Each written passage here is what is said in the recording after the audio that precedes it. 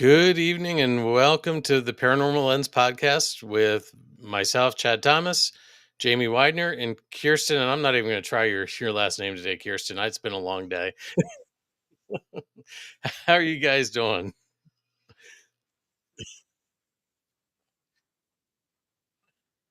I am tired, but I'm here. Uh, so you know, got it. Well, I never went to bed. Is the problem? Yep. We started last night about 9 o'clock and got home about 3 o'clock this afternoon. Yeah, long. So,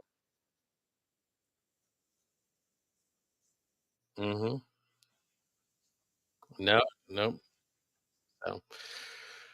Yeah, nice job last week, guys. Yeah. Nice job last week. You guys did set some records. I don't know if you realize this or not, but we've streamed more on Spotify with Steve's show last week than we have any other shows before. So, so, uh-huh. So, hmm so, um, so what's going on this week? I had a long week. I had a great week. I got to the lighthouse like we've been talking about. Um, so that was fun and exciting. Um, and more to come on that, obviously. But what's up with you guys?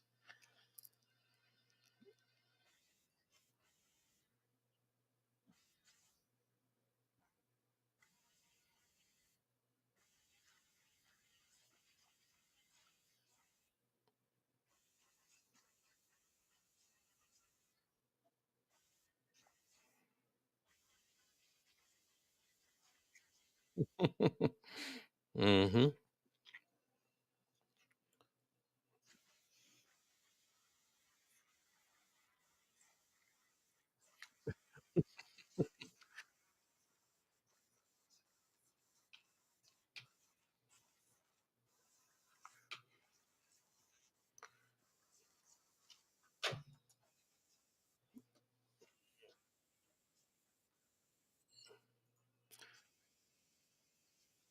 Yeah,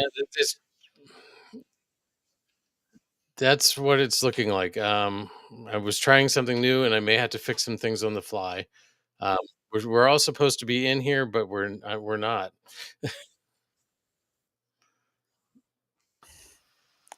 All right. Well, if anybody can let us know when you see us. I would say I have the stream up to see. Yeah, me too. There it is. We were talking about how great this technology is, huh? So great. Well, So, that's how it works. It works until it doesn't, like that, everything. Right? yep. Well, give me 1 second. I'm hoping that I'm wondering if I'm talking to myself. Uh, Well, we know more than usual. We walk around in the dark and talk to ourselves all the time. So does that count? Exactly. yep, yep. Hey, we're back. There we are. We were here the whole time. I swear. Are we there? Or, Well, if Heather can see us, then although Heather, I don't know. But yes, yeah, I trust. That's a trusted resource. okay. All right. Well, since Chad's been talking to himself the whole time, all we've done, folks, is just a quick recap of our weekend or the week since you last saw us, which um, really isn't a whole lot, I guess. Right? We didn't have an investigation that's coming up. A lot of stuff we did on our own, the usual things that we all do, but um, it was nice and low key. It was quiet without Chad this week. It was. He Much didn't quieter than crash the usual. whole podcast. It's Mhm. calmer. Yeah, you should go way more often. I can do that, no problem. So, I'm gonna try something and see if we keep everybody or not. Let's see here.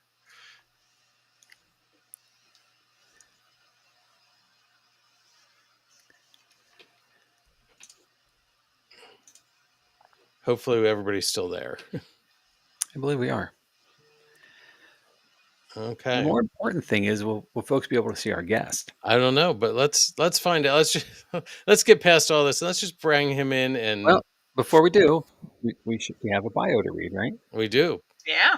Would you like to, or would you rather I? I can't. I don't have the capacity today to read The whole It's reading. Jamie's turn. Just remember, reading is fundamental. Okay. it. All right, here we go. Ron Yacovetti and Lourdes Gonzalez bring to an enthused public a most unique method of spirit communication, now widely known as the Digital Séance Experience, or TDSE. It employs the use of analog white noise generators, which are filtered and slowed down to enable vocal anomalies to audibly emerge from a speaker. It's a closed circuit system with no opportunity to receive any RF signal, no mic input, and yet, despite white noise processing, no data, clear voices that have timing irrelevance are often heard. Ron is a 6-time author, SPR member, and Chief Communications Officer for the IDC Institute. He brings a unique blend of academic insight and a satirist critical eye to afterlife research. His extensive field work involves his philosophical approach to the absurdities often found upon the paranormal landscape. Through his book, Afterlife Contact, A New Perspective, Yacovetti advocates for a deeper focus on consciousness and metaphysical philosophy to advance paranormal research. Lourdes, the research archivist and records manager for the IDC Institute, is also a licensed New York State court reporter, a vocational avenue that has made her ability to detect anomalous voices eerily accurate and highly effective. She is truly a voice phenomenon authority. Ron, an ambassador for idyllic idealism philosophy under Dr. Bernardo Kastrup, PhD, argues, along with Lourdes, that relying solely on anomalous voices for validation, as we have for decades, is insufficient. To continue to simply furnish evidence repeatedly as some form of proof and then expecting to finally or eventually prove the afterlife is, in their collective opinion, very naive. Ron and Lourdes proudly champion the metaphysical idealist view that reality is fundamentally mental, allowing for a coherent understanding of supernatural experiences as natural phenomena, nature doing what it does, thereby resolving conflicts with scientific frameworks and dissolving axiomatic beliefs that have persisted in the paranormal field far too long. Their lecture presentations have been highly successful in provoking thought, as well as encouraging others to not just accept the hand-me-down theories that exist in our field. They can be seen presenting alongside Chris DeSere as his promotional tour following the October 7, 2025 release of the Netflix miniseries James Wan Presents True Haunting, Erie Hall, which chronicles Chris's 1985 dorm haunting. Without further ado, here's Ron Yacovetti.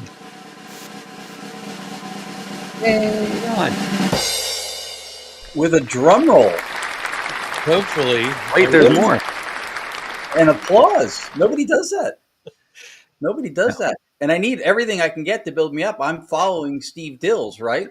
Yeah. It's hard to do. One does not follow Steve Dills. and I think that, to be honest with you, I don't think this is the first time that you've followed Steve Dills either. No, I probably didn't know. Ignorance was bliss, I guess. Yep. So, Well, He's awesome. Fantastic investigator, superhuman being, funny as hell. He's extremely entertaining. So yeah, it's a challenge to rise up to, but I'll try. so I'll do what I can. you got this. We have faith. speaking of the devil, here he is. Yeah. Kind of Steve weird. says, "Hey, I met that guy before." He's right. Kind of weird, but in a sexy way. Well, All right.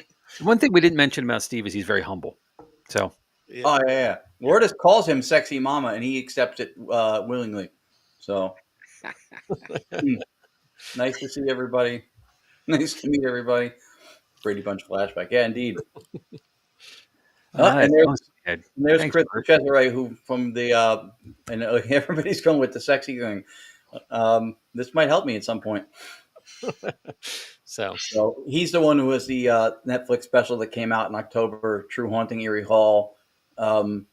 Also one of the most phenomenal human beings in this field. If you don't know him, you're missing out. And his presence in the field is very unique because he's probably the only person of note that is widely known from something, especially TV oriented that isn't hunting ghosts. He isn't doing research. Something happened to him, and not happily. He was not entertaining this in a pot. It wasn't what he wanted when this haunting happened to him. But it's one of the most well documented cases, and it's unbelievable the stuff that went on. So Hmm. miss you too, Mr. Dills, and miss you too. We'll see you soon, January, for the Hanover Tavern Paracon, which is awesome. If you're able to go to that, people go. Yep, we were actually just talking about that before you came on tonight, Ron. so, so we're looking at going down this year as a team. So, It's a great event, man. It's one of our favorites. We do it every year. Matter of fact, Lourdes, like yourself, just came back from Florida. She was seeing her granddaughter and her daughters, and she chose to go now, obviously because she misses them. uh, Uh, but she went last year for her granddaughter's first birthday, and they had moved the event date for Hanover back. So if she went at the same time this year, she would have missed Hanover 2 years in a row, which she didn't want to do. That's how much we like the event. Well, and Steve would give grief because he already gave Chad grief here. So uh, interesting, huh? How it is. s- sorry. You know how parents don't pick their favorite kids, right? Yeah, that's right. Dills is my favorite kid. Uh, no, actually, Steve, Jamie told me not to show up last week because I was on vacation and I wasn't allowed to. So, Yeah. I did actually. I tried to give him the break he needed there. so So it was not a working vacation. Well, kudos to making it tonight. That's so hard.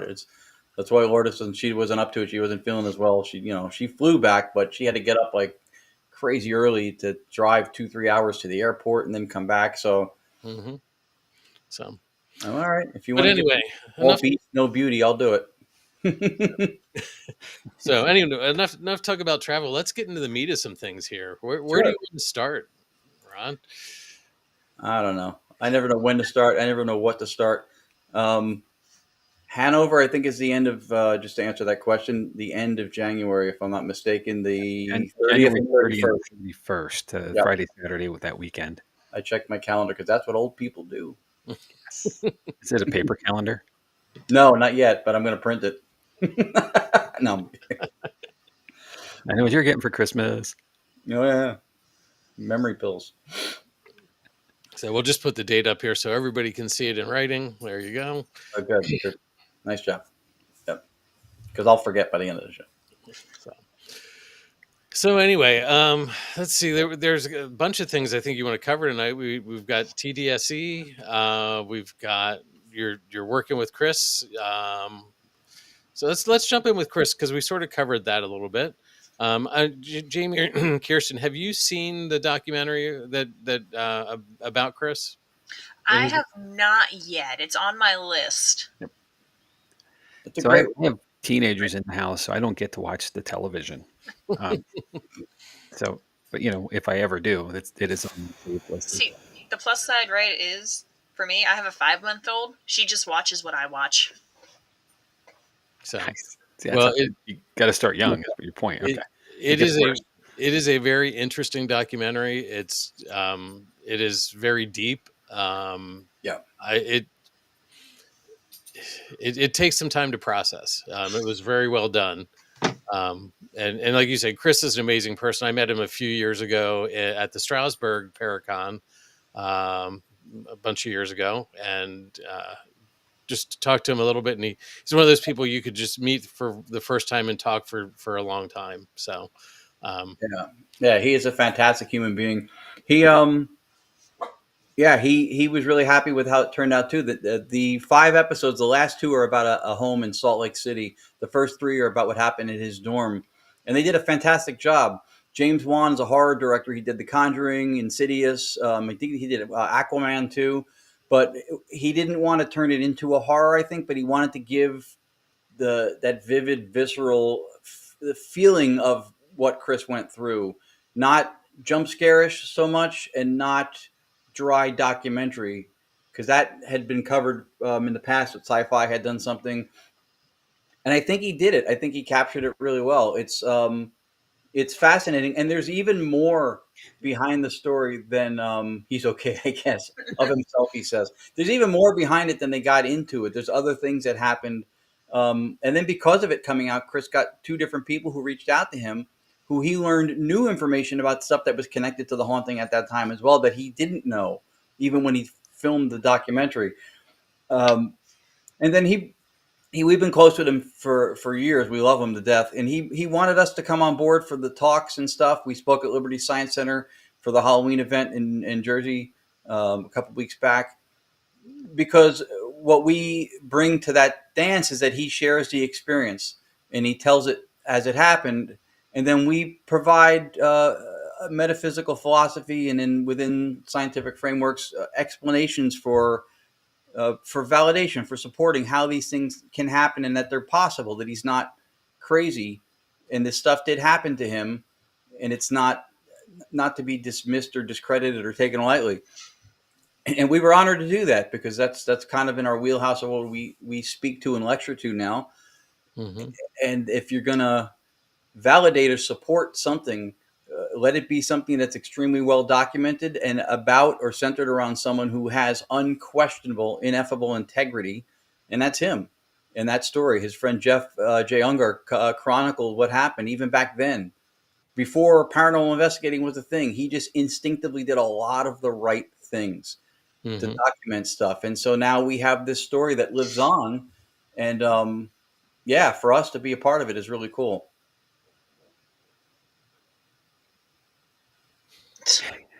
Chris Hemsworth played all the he would have. The guy in the thing that played him, um, his name is Wyatt. He's phenomenal. I mean, he captured Chris's mannerisms, the way he speaks. He really did a great job at capturing the essence and some of the behavioral little nuances that Chris has. It was really good. The casting was done well. So do watch it. Will do. So yeah. So what your events with him? So he's presenting his story, and then you're going through and discussing the That's the guy's name, Wyatt Dorian, who played him. Yeah, he was fantastic. They made him audition for hours, from what I understand. They kept having him do different stuff. Um, yeah, he'll share the experience, and when he gives an account of this happened or I saw this or um, voices captured, anything like that, then we provide a framework or an explanation with how that's actually plausible, how that's possible, how it's um, not something so unique and rare that it's never happened before and it's only him, so why should you believe him, kind of thing. Like there's validity to this stuff. It's supportable. Psi research, which was called PSI Psi, short for psychical research, has legs. It has scientific studies that have been done. If you're familiar with the works of like Dean Radin, uh, so Jeffrey Kripal, there's people who have looked into this stuff. So there is support for these types of experiences, and we're grateful to be able to stand with him and provide explanations behind how these things could happen. cool. And how are you doing these presentations? Are they live in person? Or are you doing an online version, or how are they working? Both platforms are entertained. We started with the live one when we did the Liberty Science thing in October, but we're looking at also putting together, and we just did a little restructuring because we're really trying to optimize the event and the impact. So there will be online events also. Netflix is in over 400 countries, so he's had interviews with Wall Street Journal, People Magazine, different periodicals from different countries have called to talk to him. So the story and the impact and the appeal to it is not minute, to say the least. So we're looking to see if we can capitalize and bring to these people an opportunity to interact, to take a seat at the round table, talk to Chris, ask him questions, ask us, about those experiences. Why can that be something that can happen to somebody, or how do you think that could happen? So the online events we hope will really be wide reaching and do really well, but the in-person ones, a few we've done so far, we did one up actually at Geneseo where the haunting happened. Mhm. And then we did the one at Liberty Science so far, and both of those were really well received. Are you getting people who have had experiences of their own, or are you getting people who are interested in the research, or a combination of both? Combination of all that. Yeah, there was actually one young lady in the audience at the Liberty Science event in Jersey who was in. She had been in or stayed in that very same dorm that Chris was in at Geneseo when he went to school. Huh. So, and that was, she didn't even know, I think we were there doing the event until she saw it promoted. So, very kind of him. That's cool. He is genuinely a good person. Like I try to go through life and I try to be kind. I try to be considerate. I've featured other people in ITC and friends and their own work in every one of my books. I have spotlighted or highlighted somebody other than myself. So I've always tried to live that way and be part of the community and give to it and not just try to milk it. Mm-hmm. And then you meet someone like Chris and it makes you go, am I that decent of a person? Like, as you start questioning, you're like, wait a minute. Maybe I'm not all I thought I was cracked up to be. He's that sweet of a guy. You find there's a whole nother level of awesomeness that you're just like, oh my, Yeah. Yeah. Yeah. He's a good person. He's like I said, he's very unique. He's not somebody who was hunting the ghosts. This stuff happened upon him. Yeah. And then there's this. Yeah, that's true. So, That's true. This is a work release program. it always comes out in the end. So, Ooh, here's an interesting thought. Dills, yeah. I don't think the word kidnap should be applied here. I don't think so. That makes us all accomplices in some way. Or Like, complicit. legally, Yeah. that's not okay. Welcome to the 4-person Dills alibi. We won't be the first time you've needed 4 people for an alibi. My man. Or nor the last. So, yeah, man, this I try to do what I can in the field. I've spotlighted, like I said, other people in every opportunity. I'll name people on podcasts, not like name dropping like celebrity names, but people that I admire Mm-hmm. or I enjoy working with. This is something I was kind of proud of. If you know, James Anito's book just came out, so he asked me to write the foreword for that, and I did, and that was, I thought, a tremendous honor because he's a very, very intelligent guy. Mm-hmm. Put forward some very, very intellectual arguments and make some great points. And so when he asked me to do that, I thought, wow, I've asked people to do forwards for my books too. So I understand the value it has to the author. Yep. So when he asked me to do that, I was really taken aback. I was like, yeah, that would be fantastic. So I agree with that 100%. And actually, I picked up James's book as well. And wow, fantastic. If no one's seen it yet, I do recommend it. Mm-hmm. yeah, And Ron, you are definitely authentic about that, because I know you've even talked about our team and our group on some other podcasts, and it's like, where I'm listening and I'm like, wow, that was really nice of Ron. So I appreciate your authenticity. So Yep. no, that means a lot. I don't know. I culturally, not just the paranormal, but just today in general, but it's, even in the field too, it's very much look at me, look what I can do, look what I've done. It's very puffing of the feathers kind of. And I don't know, like I feel like if you think what I do is great and you admire the work and the person that's doing it, you'll say something or you'll make it known. And if not, I don't think it's my place to sit here and tell you how great I think I am, even if I do. But I do think, and this is where Chris and I think me and Mr. DeCesare connect, is that I like doing stuff like that. Celebrity was introduced into this field, and it a lot of people got bit by the bug. And there's nothing wrong with being known or revered for what you do, but like I know in my past when I worked in entertainment, I would not want to be advertised on a poster or an event or anything in the infancy of what I was doing, because I had a sense of what excellence was, seeing other entertainers, and I went, I might be as good as that, not yet, but Right. the potential could be there. So I had an audition situation when I was younger doing I did stand up. That's where the satirist comes from, and I got a chance to do a big audition for industry people, and I waited till right before the opportunity was going to expire, and then I booked the spot. I could have done it right away, which everybody else on that showcase did, but I was like, if I push this as far as they'll let me do it, that's how much better I'll be. I wasn't in a hurry. for the pats on the back and the reverence, but our field has got celebrity now, and I think there's a lot of a clamoring to get to that. Like when you get in your car, right? You go, I know how to get to this place, but if I put the navigation in, I don't have to get stuck with other people. I can emerge faster. I get there without any resistance, no tolls, right? And that's how we approach the field now. It's like, how do I get to the top without any resistance? What's the shortest way to get there? And then to me, it's, it feels empty. Like I wouldn't want to be there until I felt like I put the work in, because there are people who do put the work in.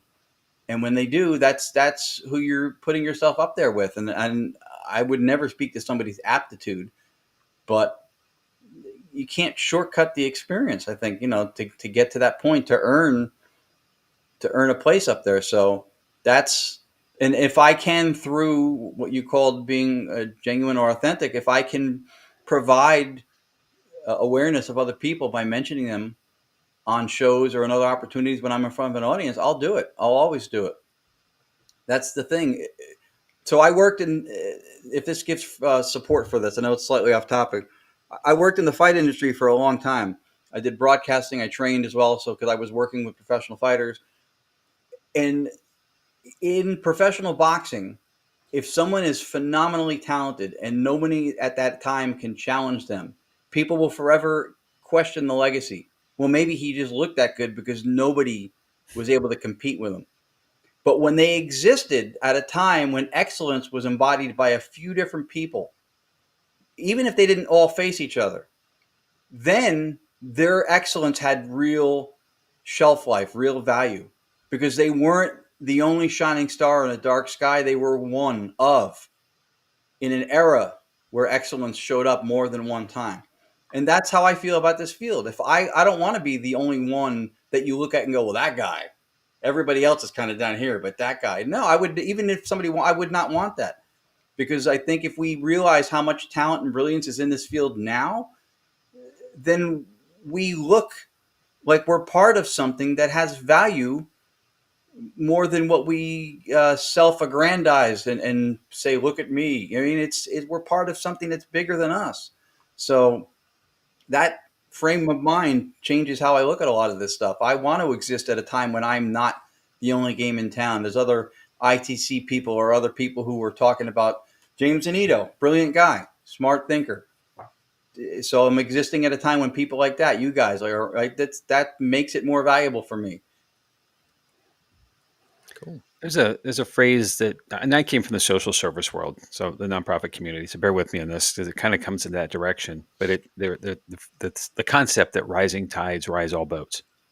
And if we are considering that there is a tide in there in the community, if we're not helping each other, the field doesn't elevate at all.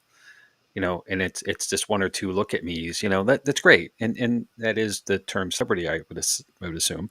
But if we are all working together toward a better place for all of us, then this field, which is still considered pseudoscience to many, or hokey even to many, right? We can start to become something more, all of us together, and it takes all of us to do that. And I agree 1,000% with you if 1,000% is possible, right?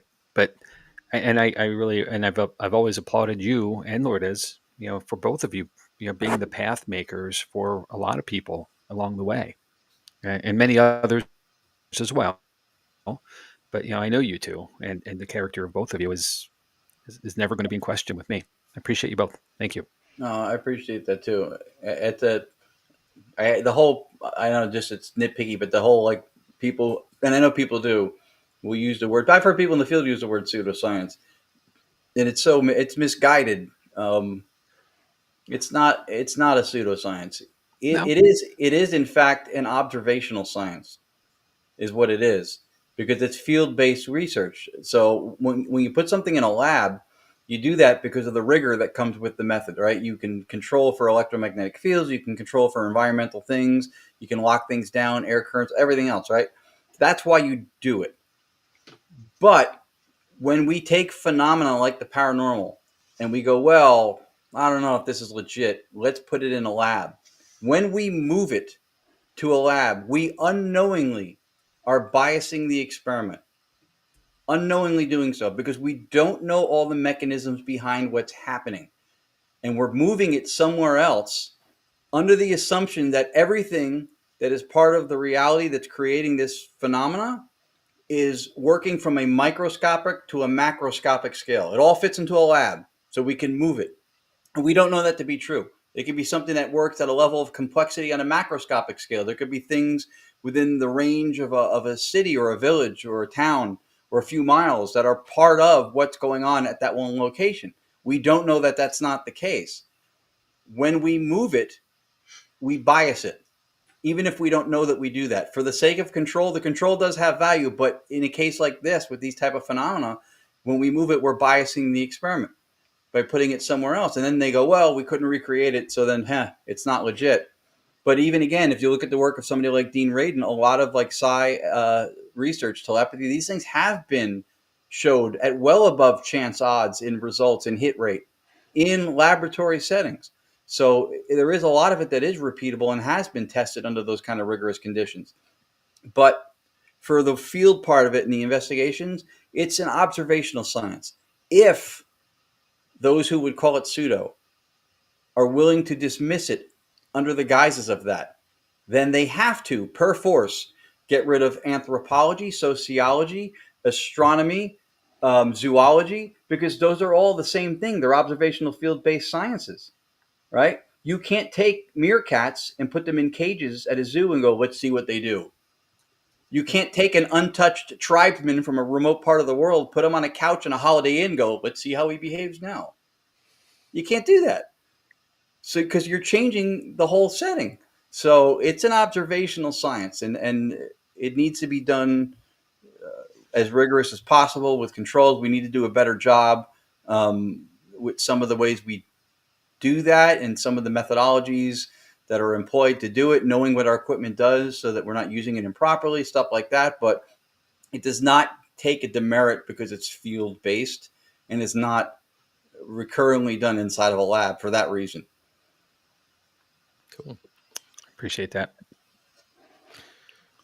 So, Ron, you gave us a couple of videos. Should we roll some of those so we can look at some of the work you've been doing? You could, yeah. I know that. I think they're all fairly new, and I wanted to try to. This is over a period of time, and one of them was compliments of a broadcast we were on, because we've been doing so many events throughout the year that I haven't had the same amount of time that I would sit down and actually cut clips from recordings. So every time we did podcasts, I was showing a lot of the same stuff, which was good stuff. But so I wanted to have some new stuff. So I have the news one queued up and ready to go from the broadcast. If you want to do that, sure. We were asked to be part of it, and they actually just asked us to do it again. News 12 New York, News 12 does New York, New Jersey, Connecticut, tri-state area. But I know other people in other areas were seeing this as well for some reason. They did a 4-part true haunting. Haunted tri-state. I'm sorry, I'm so stuck with true haunted. They did haunted tri-state. It was 4 episodes. They had different teams, all really good people in different really cool locations. And they drove us out. They picked us up and sent us out to a bakery in Long Island, New York that supposedly had a lot of activity in it. And so this is a shortened highlight reel version of what happened during that episode. But it's gotten tremendous traction on the News 12 Originals YouTube channel. I think it's at like 90,000 views now. The full episode's like 22 minutes. So that's what this is from. This is us being brought out to this remote location for the haunted tri-state. Okay. So it's about 4 minutes. So I'm going to go ahead and roll it, and we'll come back and talk about it.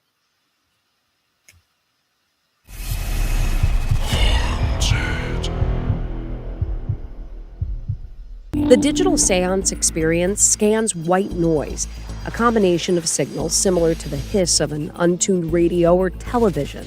His software filters through these frequencies and picks up any voices, allowing them to communicate with the spirit world in real time. There's no word banks, there's no sound banks, there's no signal radio or otherwise. It's just the white noise. We're making more of what comes through audible. Ron and Lourdes, they're coming into this cold. They don't know about the history. They haven't heard, these stories. And they're setting up in one of the most active places in this bakery, the kitchen. Our Haunted Tri-State production team is here. The cameras are up, and they're ready to record every moment. So let's start the night. One of the first things we hear is... In the basement? Is there a basement here? No. Okay, that got weird quickly, and then just 5 minutes after we started, we hear two names. How many people are here tonight? Virginia. I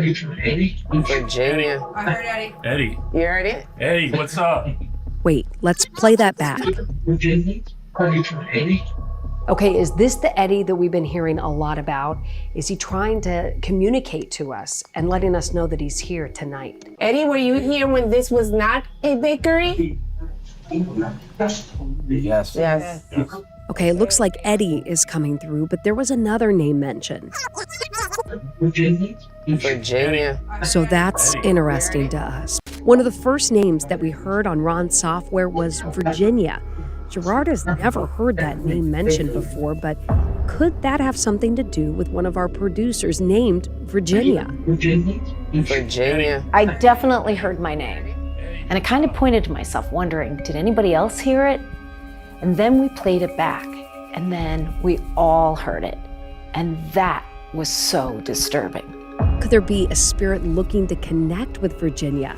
But a name that they have heard before comes up right away, and that's Eddie. He seems to be dominating the paranormal's conversation. Eddie. I heard Eddie. Eddie. You heard it? Eddie, what's up? Being a trickster? Eddie, you're the guy who plays pranks around here, right? That's me. That's me.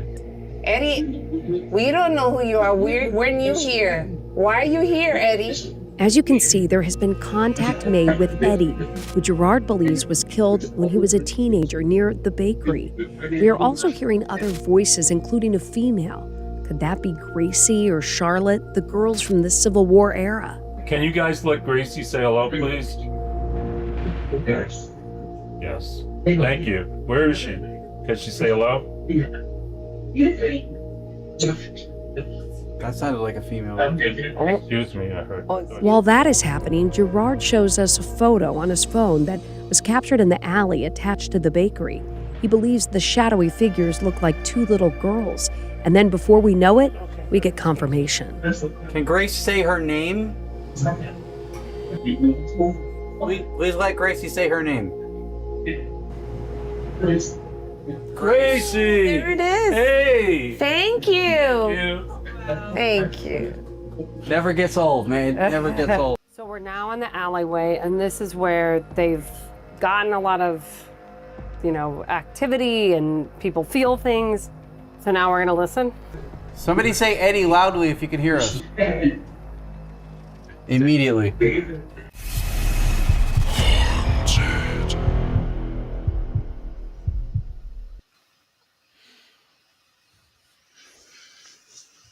So, yeah, that was a blast. We got a lot that night, not just what they included in it, but the production team was great. They did a great job. The full episode is really good. Like I said, it got a lot of traction on their YouTube channel. It's up to 90,000 views now, and I don't have that many subscribers to make 90,000 views on my YouTube channel. So I was glad to see it, but yeah, that place we were hitting stuff left and right there. And the thing is, like she said, we didn't know any of the names or details. They didn't tell us anything, and we didn't ask. And then when it named one of their producers, and then it named a couple of the other names that they had, they were like reacting. And I was like, so we didn't know until they told us that Eddie was a name, Gracie was a name, that they were waiting to see if they got that, because they'd gotten, I think, from mediums and other teams that have been in there before. So Interesting. really cool place. We've all been together, in various places, and it is never a surprise when, first of all, there's never a time we haven't had activity, right? I think that's safe to say, and the level of activity has always been beyond what we would expect to see or hear, and that surprised look that the other folks had, I've had. So Yeah. and hearing a name that you don't expect to hear, or have a reference or some communication, some intimate knowledge of something that you wouldn't expect, Right. is never. It's always, shouldn't say never. It's always surprising, and but your reaction, even when you said it never gets old, it doesn't, because and it never surprises. I shouldn't say it doesn't surprise anymore, because I've seen it enough to expect the unexpected, I guess. But it is still a thrill every time it happens, and a step forward from a place you already know, you think you are, to take you into another level of Yeah. engagement, Yeah. I mean, another conversation to have, another path to follow if in the I'm brutally process. honest, I mean, of course, because we knew we were filming an episode, I'm like, I hope it performs well. I hope we get stuff that that resonates with them. And if we didn't, I'd suck it up and live with it. That's this is Mhm. not something we 100% control, right? So Right. I was glad that happened, but it performed at a level even above what I was hoping for throughout that whole night. They also reacted that way because they interviewed us extensively. Very little of the interview part went into the episode, and I don't blame them. They did a great job on how they chose to put it together. But I, in detail, explained a lot of how it works, and there's no radio involved, there's no signal reception, no microphone, etc., and how it's closed circuit.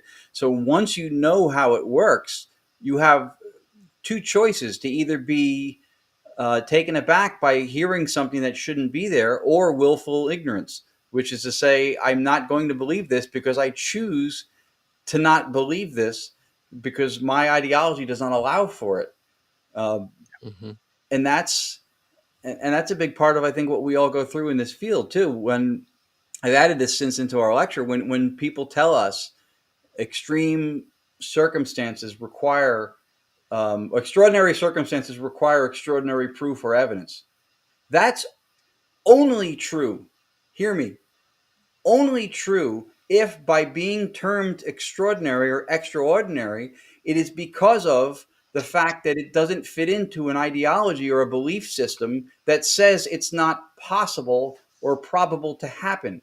Then it's extraordinary, and then it needs some kind of magic ticket of proof or evidence to be allowed to be considered to be something that's reasonable, because of the belief system is there first, and then the experience is excluded based on not being possible or is possible. So you don't need extraordinary proof or evidence, right? If somebody says, hey, listen, I have a car, and when I hit the gas pedal, the car goes faster, and if I keep pressing it, it keeps going faster, you wouldn't go, well, I need more proof than that. But if they said, hey, when I press the gas pedal, not only does the car go faster, but soft serve ice cream comes out of the air conditioning vent, so they go, well, I need to see that, because that's not what it's supposed to do, right?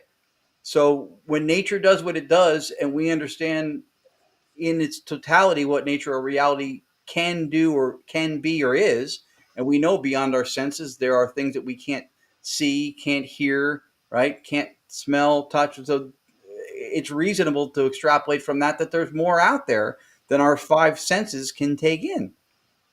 So it's not way out of bounds to say it needs an extraordinary thing.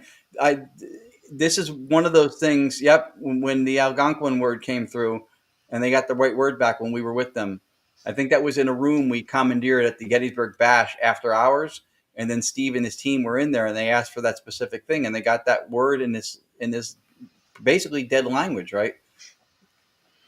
Right, So but if we believe that everything's connected, which a lot of us do, then this makes complete sense. Like it doesn't matter where you are, or what your location is. We're all this big network of communication, so right, we should be able to speak one language and get the same language back wherever we are, which I right. think is the really cool part of it. Yeah, and that's the idealist metaphysics, that reality is fundamentally mental, that consciousness is Hmm. the basis for reality, because that is the only pre-theoretical thing that we know, is that we're conscious, and everything we experience is through consciousness. So anything that tries to attempt to explain the emergence of consciousness from something physical like a brain or anything else like that is relying on the very tool that it needs to explain and think about and understand, to explain itself. right? It's like trying to weigh a scale by putting it on top of itself. It's now the instrument and the thing measured. So consciousness is the one foundation for that. So it completely makes sense that we are separate in a way, in as much as that we're dissociated from one another. We identify separately, but we're still holistically part of one thing. Science jives with that. Quantum physics jives with that. That's the very basis for how you would have something like entanglement. If you have individual marbles that are called particles, that when you affect one of them by measuring it, and then it affects the outcome of the other one being measured, whether it's a mile away or millions of miles away, if those things are physical in and of themselves, then you have a problem trying to explain it. But if those are just representative of what's out there, which is mental or abstract or concept, thought, consciousness, then you don't have two physical marbles that you can't explain how they're connecting. They're both representative of the one same thing. Like Dr. Kastrup gives a great example. If you had somebody, let's say from the 1700s, come to your house, and you're watching a championship soccer match, right? And you have two different networks, three different networks on. So you have three different TVs showing the same game. When the guy kicks the ball on the one TV, the same looking little guy on the other TV going in a different direction is doing the same thing. And on the third one, it's the same looking little guy doing the same thing. And all three of those things, seemingly independent, separate windows of perception, are all working in sync because they're all representations of what's out there. But the game itself is somewhere else. That's how it's perceived. So if we look at reality that way, then there is one thing that is, and then we have representations of it that we perceive. And that's also what gels with science, that physical things, physicality is the result of observation and measurement. Prior to that, things don't have physical parameters that suddenly get revealed when we look at them. So they're physical in as much as that's how they're represented to us when we perceive them. So it makes sense. All of this stuff being interconnected makes sense. The telepathy stuff makes sense. If you go with the popular worldview that is often driven by atheist-minded materialists, so people who think physical things have existence in and of themselves. So physicalism says that the only thing that exists is physical stuff. Idealism says that mental stuff, consciousness, is the only thing, and then everything else exists within it, and then physical things are represented as that to us, but they're not fundamentally physical. Materialism or physicalism says that things are physical and everything is physical, and even the consciousness is created by physical stuff in your brain, right? When you have that foundation, then all of the stuff that we call paranormal, all of these experiences that people have, don't add up anymore. They don't make sense, and you struggle to try to explain them. So it made sense to us when we got involved with analytic idealism that the theory must fit the facts, not the other way around. And the facts are what you experience, you experience. You have a thought, Jamie, I can tell. No. Yes, but no. Not a formed enough one. Okay. Not to sound any dumber than I usually do. So you guys are fantastic. I'll hold for a moment. Well, while you're thinking about that, how about we roll another video? Segue. Ron, this is the Carnwath. Carnwath, yes, historic site. We just did this one the Friday night before the week of Thanksgiving. We did that. We did it with Full Moon Paranormal and Bearfort Paranormal. It's in the Lower Hudson Valley area of New York. Amazing place, really, really cool place. And you'll hear my system sounds a little echoey. We were in the room that we were in. I used for the picture for the background when I made the video.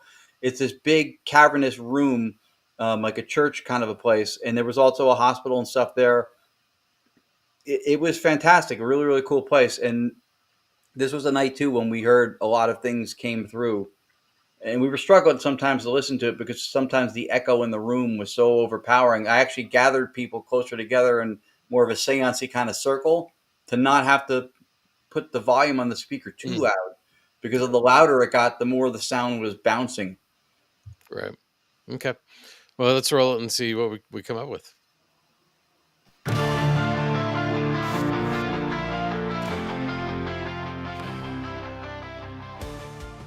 How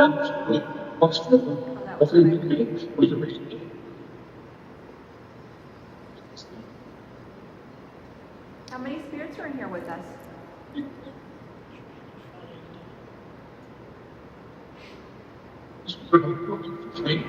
Eight.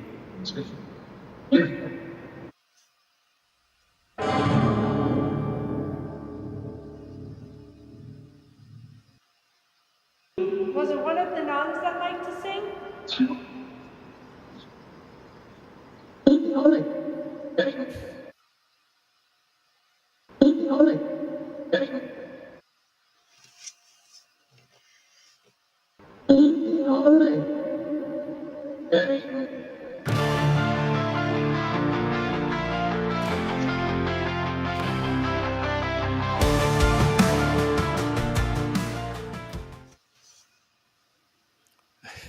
I like the intonation on that one. There's such, it's such a clear dialect, and it's just like ignore it. Like, Yeah, it was wild. And if you notice too, this is something that I've worked hard for years. You don't hear almost anything between vocals. Ah, those Cocos, Todd and Carmelo of 222 Paranormal, awesome people. I like it because they're students of the game, and when you find the right mindset to be in this field, that part never stops. I am as much student as I am teacher or anything else. Always, always. I love that about them. mhm. Yeah, like if you notice, like between vocalizations, it's almost pretty much dead quiet. You don't hear the white noise at all. That took some time. That took some work, but I prefer it that way. When it's you look at it, go, is it on? Because you don't even hear anything. But that's how I want it because I want the voices to stand out and not mix. Could there be lower voices sometimes that maybe I'm losing some? Perhaps. Yeah, but you're not fighting listening through the noise, because that got exhausting. Yeah. You know what I mean? Like you're trying to fight through it and listen, and it's like now you don't have to do that. So kudos. Bingo. It's great the way it's I working. appreciate it. Yeah, I felt the same way. It's easier if they come out of silence than if they're coming out of a lot of rumbling or chattery kind of a sound. So I think that's why I like this so much.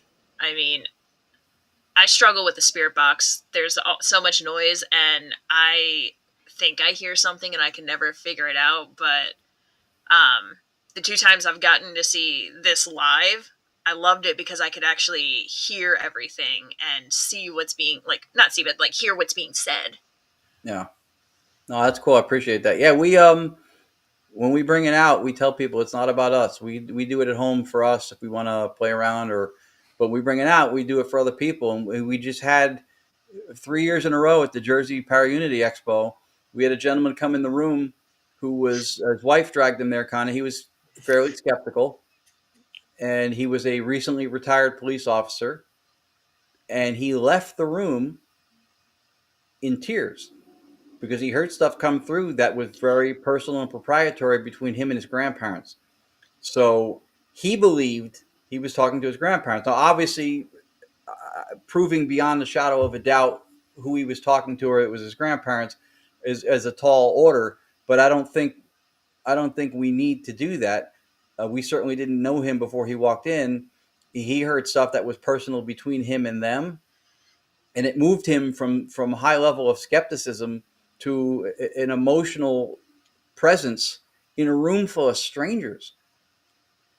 And that's why we bring this out. That's why we like to do it. We feel like we're able to do this as in service to other people, and that's why, like, we'll promote stuff that we do. We'll share stuff that we're doing, especially if somebody is kind enough to book us. Like you guys put me on the show tonight. I'll tell people because it's in support of the collective endeavor, and it's out of appreciation for being asked to do something. But I try really hard to not ever be coming from a position that's like, hey, see this guy? See what he's doing? Ever. Because I don't think that's why I'm able to do this. I don't think that's why I'm able to do this. I think I'm in service to other people that this can help give them that moment. Mm-hmm. And that experience was real for him. So somebody could tell him, well, you don't know what your grandparents, and maybe you're thinking that, and they can come up with all this. You were primed for this. And you know what? That's okay too. It doesn't Yeah. matter, right? The same way that every time medications and stuff come out, they have to clear a certain level because of placebo and the effectiveness of it, right? So if he's having a positive mental experience through this and it's compelling enough to him to move him, and that's what I provided for him, good. Right. Um, It's not about how we get to where we're getting to. It's getting to that point, right? And if this got him to that point, I think that's all that takes. That's the important thing. Yeah. I love hearing about that experience because, I mean, what was it, 3 years ago we did Red Mill when I first kind of got to see this whole thing happen. I mean, I kind of got to have my own experience there too. Mm-hmm. Because I was listening to the others ask questions and everything, and I heard a voice that came through, and I recognized the voice. I heard "Where's Kirstin?" and I heard my mom's voice. So I thought that was super cool and interesting, and that's gotten me really interested in what you guys do. Oh, that's awesome. Yeah, there's to answer Todd's question, because you just brought up an event we did. Yeah, pretty consistently now, like with that last clip from Carnwath, with the ignore it and stuff, that's pretty consistently what it sounds like. I've got to the point that if it does get a little chattery, I know exactly what to do to kind of dial it down a little bit. But it has gotten consistently quiet, other than the emergence of voices. And yeah, that's every year we bring this out to the Jersey Expo and other places. We had people in tears when we did the Augusta, Maine paranormal and horror con in August. Same thing. It's so rewarding to be able to do that, and it does remove the charlatanism aspect of it, because I don't know who's showing up. I didn't even know that gentleman's name when he came in the room. I didn't know he was a retired police officer. I didn't know that he recently retired. Like a lot of stuff that he got, stuff between his grandparents, I have no way to know that. And even if people go, well, you can Google things. You can't Google everything, for one. And for two, for me to have Googled it, I would have had to have known it ahead of time, which I didn't. And then on top of that, and this is what makes this stuff so much more impactful than even something with a spirit box, there's no radio or any input. It's closed circuit generators running through an interface and then coming through the software that filters it.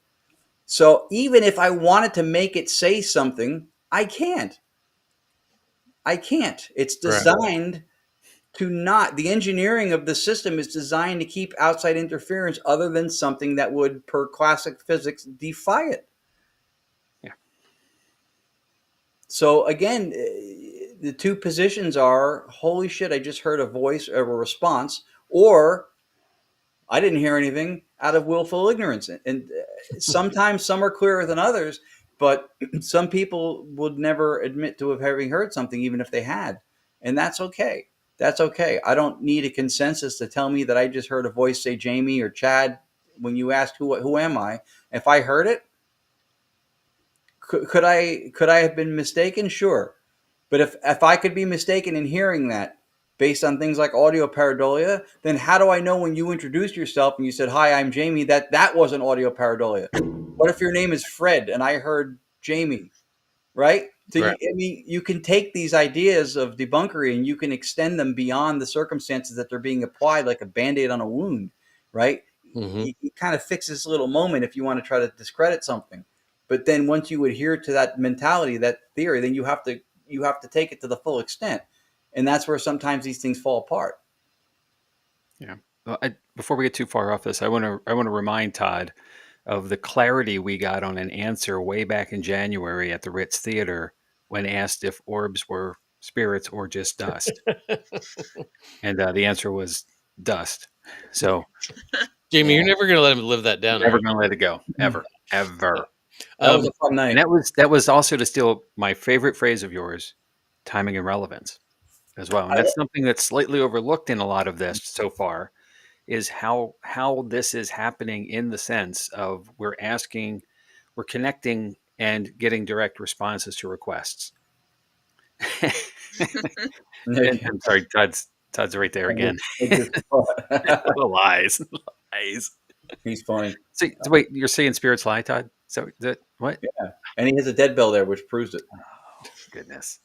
I appreciate you mentioning that too, because again, I'm not, look at me, pat myself, but Lourdes has pointed it out a bunch of times to me also, that I hear so many people saying, and most of the time, but this is why I love you guys, because you guys are straight shooters. Timing and relevance, I've been saying for years, and I hear it coming back to me all the time. And I love that, because that was early on, before I was even doing digital seance or direct radio voice stuff, just with anything ITC. That was the number one argument. I look at the arguments that are leveraged against the type of stuff we do, and I try to, if it seems valid, address it. And if it's difficult to address, or if it remains somewhat of a vulnerability in explaining something, then I accept that, which is why I'm not necessarily heavy on apps. I've seen apps produce some really cool things, but there is a vulnerability to those that remains, by design, by, for entertainment purposes only. Like, there's a lot of things in there that leave it more vulnerable than what we do, and I'm trying to vet the authenticity of it. So that's why I lean the way I do. But I try to validate and really lean into what the criticisms are, and to address them and vet things as much as possible. So that was the first thing that jumped out at me, was like, even with a ghost box, if you go, what color is my shirt? And it goes green shirt, even from a spirit box. Now, yes, there's vocals in the spirit box. It's scanning radio. There's vocals on the radio, right? So I understand the detraction from that, and I understand the whole audio pareidolia thing. But if you're hearing what you want to hear from audio fragments saying green when you asked a question when that was the only answer, then what is, biologically, physiologically, what is the difference in you that is not happening the other times, right? Because if you have to do that kind of experimentation to discredit something, then you have to show the hit rate and the misses. More of the time you ask questions, you don't get answers. We don't get answers to every question. So if it's a fallibility in my hearing, or if it's something that's within me, that's wishful thinking me into hearing what I want to hear, then why is it not happening all of the time? Why is it only happening the percentage of the time that it does happen versus the times that it doesn't? And if that's going to be a valid argument against instrumental transcommunication, then somebody should be doing those tests to show what the hit rate is against chance in a lab setting, controlled, to see, look at brain activity, look at hearing and age based on older men in their 50s start losing high frequency hearing, drops off a little bit. Look at different variables, have control groups, right? Try to do some kind of a placebo to it with, like something that's not necessarily what they say it is. Like, play with this and see if you can find some statistic that supports the pareidolia thing more than just a blanket, well, that's not possible, this ghost stuff is bullshit, so therefore pareidolia, you're crazy, you're not hearing anything. No, that's lazy, and we shouldn't accept that as a criticism. Wow. We're in that, though. 3:00 in the morning attorneys, I'll fight for you. But that's how strongly I feel about it. There's a lot of valid people doing a lot of valid work, and it gets dismissed because of the ideology doesn't allow for it. Well, let me ask you this, or I'm going to say this, and let me ask you the question. So when we have public events, one of the key things that I say to the group before we even launch out is that this is not an on-demand thing, Mm-hmm. And I make the comment every time, and I'm sure the team is tired of hearing me say it, but no one's going to walk out of the wall and introduce themselves. But if they do, come get me, because it'll be a first. One day it'll happen. It might, and I'm waiting, right? But the reason I say that is, at least in my opinion, is that we are programmed by the programming that we see on television and in medium, all the various mediums, of something happening every episode you watch. Mm-hmm. And we are therefore believe that there should be something happening every time we participate. And I wanted to talk to Steve Dills about this last week. What he's done programming, and what's it really like? Because how many times do you go out to a location while you're out on location doing a shoot or whatever the timing is? That what's the process look like? The back end editing of it all to make that Mm-hmm. And I've been asked this of Daryl Marston. We've had him here, and we know him from Ghost Hunters. So weeks at times on set, on location. And 43 minutes of airtime show up on that program night, and 40 of it is the setup, the actual showing of them investigating, but the last 3, always at the end, is what they captured or what they can claim they captured. Mm-hmm. And it's something that's presented to the public, and that's your hook. That's to get you back, right? Mm-hmm. So we, though, in the field get there one night at a time, and for a few hours at that. And therefore, and we have a privilege, I think, that we can go to the same place on a regular basis, at Booby's Brewery for us as our home. And we've been doing that there for years. So we have a large level of familiarity with the space and what we believe is there based on our repetition. And the thing, though, is it's never the same twice. Mm-hmm. And the guest doesn't know that, of course, unless they've been back a time or 2 or 10. And there's been a few who have come regularly. But the expectation is what you've seen, what's been presented to you. And in that, I think it falls back to a lot of things that we've said already. But where does that leave us when it comes to the doubter? Then, when it doesn't happen, that looks like they're right, more so than it's just they haven't had enough exposure to the experience. Yeah, I mean, if this helps, let me give a comment first. Your team, Jott-Nyx, and the events you do at places like Boobies is top notch. The way you guys organize the event, the way you treat the people who come, because you can't promise paranormal activity, but you can promise at least a good interaction and experience with the team at the location, touring, showing them the place, explaining stuff that had happened if they want to know history and stuff. You guys do a fantastic job at doing that. That's your responsibility to the public when you're selling them a ticket, and you guys do it as good as anybody. So let me say that up front, and that's important because that's our public-facing image as a community. The other thing is, I think how we frame things is so important, right? The TV shows and the stuff that you see that happens, what that should tell people is if they want to take everything as actual happenings, experiences, not hoax, not staged, what that should tell people is that these things are possible, right? Not that they're guaranteed, that these things are possible. Is it reasonable to infer that there's activity happening around us all the time? Absolutely. Do we experience it all the time? Not always. Sometimes more than others. Some people more than others. Again, this goes back to the idea when I mentioned about moving the haunting to a laboratory. There's a lot of things behind this mechanistically, how it happens that we don't know all the answers to. So I don't think that does anything to arm the doubter, only in as much as that the experienced investigator doesn't know how to counter that, how to speak to that should they need to, because I think it's naive to think that it's, every time you come to my house, there I am breathing. So when you're not there, am I not breathing? Right? So it doesn't mean just because you're not there to experience it that it's not happening. And sometimes you can be there and not know that something's happening. Maybe we're not experiencing it all. The things that we pick up through our senses are what's salient for survival. Right? And even when Chad was mentioning earlier, the holistic sense that we're all connected, we're all part of one thing. That's true. Right? At least we believe that to be the case.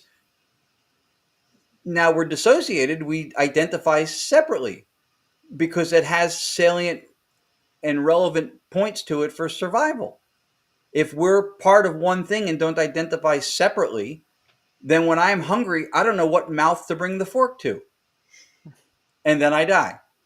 If I don't identify separately from the jaguar that's about to pounce on me and rip my throat out, it does so. Because I don't know to look at that as something separate than myself and then run or hide or defend myself. So there's reasons for survival that we can sense and do the things that we can do. Ghosts and spirit activity or whatever you want to call this stuff is not salient to our survival.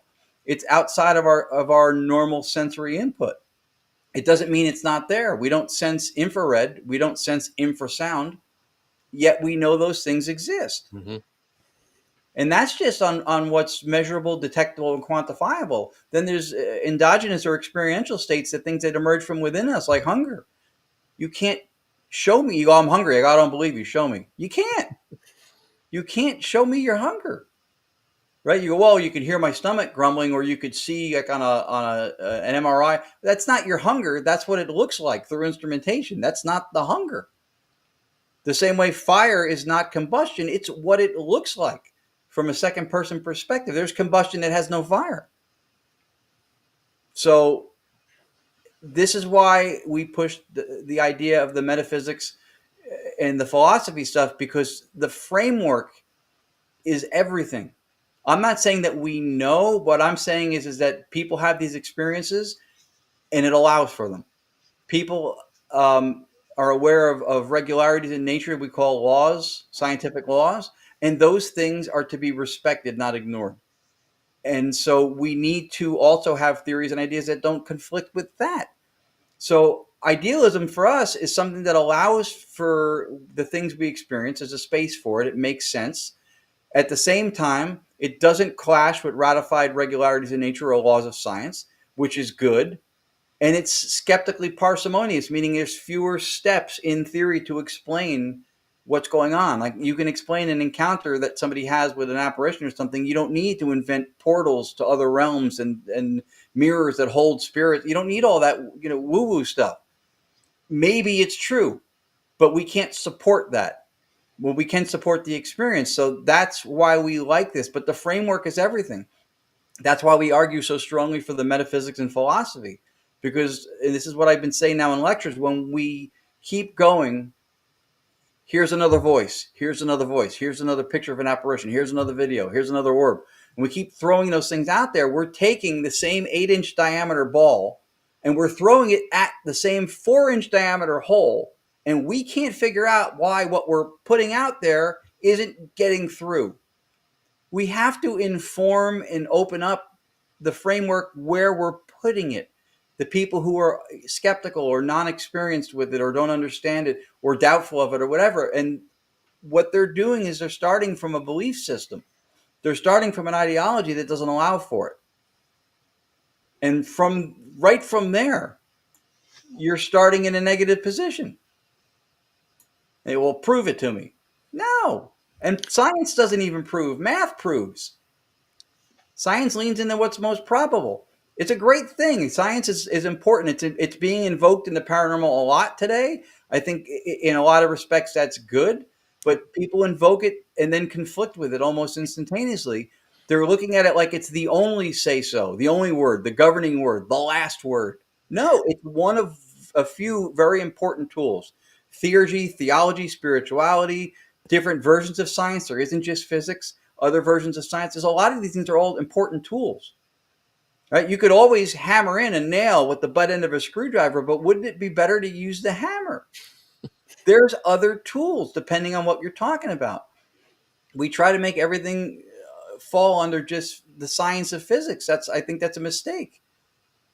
Science tells us what nature and reality does. It asks questions of nature through posing experiments, and then through outcomes we get answers. This is possible. This is not possible. Mm-hmm. This happens or doesn't happen this way. It doesn't tell us what nature or reality is. That's a philosophical argument. That's a metaphysics. And science should be metaphysically agnostic or neutral, meaning it doesn't matter what your religious beliefs are, what you think your reality is. It shouldn't matter. The experiment should yield a certain result or not. But science is performed by people. And if people have ideologies like physicalism that says that this stuff is bullshit and can't happen, then they have unexamined biases that are influencing the way they're either putting forth the work, what they're willing to entertain, or what they're willing to speak to. And that's where the problem is. So we can keep throwing voices and recordings at them all day long. If we don't do something to change the frame that we're putting our artwork into, it doesn't go. It doesn't stick. The paint falls off. You keep leaving us. That's my paralocution. That's it. So, well, I do have one more video. Jamie, did that thought form, or should I roll another one? And Well, I have a few things here. So I got time. I love his thoughts. I love his questions. He's such a smart dude, such a brilliant guy. I love the questions. Both of you guys really have bring forth some of the best questions. well, it's not a question as much as a comment, I guess, or maybe even a statement. But and this isn't quite the right way of saying it, but once upon a time in the social service world, you create information for people to absorb because you want something from them, right? A donor is a great example, right? You need support, and so again, a wiser person than I gave me the analogy that data doesn't lie unless you want it to. So the concept of taking fact or existing knowledge and transitioning it into something that makes sense for what you need it to do for the group that you're presenting it to, is not uncommon, and it's been done over and over and over.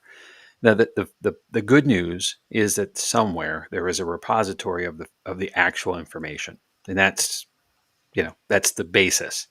But transitioning it into something that skews to the direction of your lean is not uncommon. And I think if I heard you correctly, and where it took me at least, is that we've got to find a way to take the information, the facts, and be able to go left or right a little bit with it. Not to make it untrue, but to make it presentable so that many can hear and many can understand. And I think I've said this before here, maybe even last week with Steve, but that social service piece of me, when you're giving a good presentation, there are two brains in this process. There's the analytical brain, the data driven element, and then there's the touchy feely story brain. So two halves, right? And the analogy that goes with it is facts tell and stories sell. So in giving a good presentation, you're going to give a lot of information. A lot of it's data driven, right? So for the analytical person, but also you have to weave in the touchy things, the feel good things for the person who wants to hear the stories. And if you can weave the story correctly or accurately to the group that you're presenting to, you should be able to connect with everyone, at least in theory. And Right. to take all of this then and get out there in the world, we all have microphones. Not necessarily this one in front of me or in front of us, but us. We are microphones, and every time we go out and somebody asks us, "What do you do?" We talk about our day jobs first because that's, but then what do you really do? Well, you got a minute? You know, that's when we can open up and expand. And that's the opportunity to engage more people. And some will be like, oh, cool, tell me more. And others be like, ugh, you do that. And that's the moment right there. That's where you know your audience. And therefore you can still have the conversation. And I've had some of the most interesting conversations with people who are skeptics. And I'm a skeptic. I'll admit that every day. I want to believe, but I need more than just the belief. I need something physical. I need some evidence. I need some touchness to it. So that's my analytical side. But Mhm. the story side is there too. And I love the plausibility that all of this could be exactly what we think it is and exactly how we want it to be. I hope it is. And to tie that together, we have our moments. We just have to be willing to step forward and put ourselves in front of it or with it to that next level of person Right. and continue that march forward.